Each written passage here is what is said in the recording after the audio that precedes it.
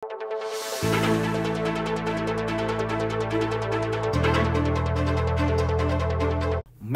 do kaya rin ng menala sa Alisus, king barangay Kandating Arayat, Pampanga, niting 27 ni Mayo.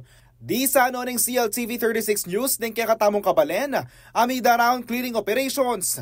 King bungad na pamuning sitio sentro mayakit nala, reng mikal at abubong at mga tuwaga po ng pong posti. Alos 24 oras mo naman may wala yung kuryente at niti pamong ugto ning Miyerkules na balik na ning Pelco. Ongoing mo naman ang pamanyamas karing mga sirang bale, ampong aliwa pang istruktura. Basikin datos na ng Municipal Disaster Risk Reduction and Management Office o MDRMO at 24 balela ring partially damaged kabang 8 naman ring mesirang buo.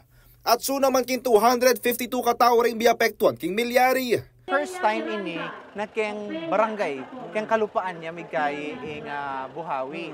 So pag kanyan danom water spout ya pa ipo-ipo ng hawas. Potang mintaya king kalupaan Buhawi ni or tornado. Mga 2 to 3 minutes ya. Kaya yari pa muning piyesta king barangay niya era kanu isip-isipan ding residente amuli king trahedyo ing karelang pamagsaya. Pasalamat lalamu naman kanuling alang mete at may nasakit karela. Kukukulog na kasalo, isipan mo po, takene pati balay, mitoki ka. Kaya mo yung isipan mo. Alam mo po, kami mo po nga doon may asawa nga tsukayang balay. Pagkikiramdaman ko na talagang yanga ne. Waling talagang inipo ko kurog. Samantala, makasadya naman kanung sumawping lokal na kapanibalaan na ning arayat, karang biktima na ning Alisus.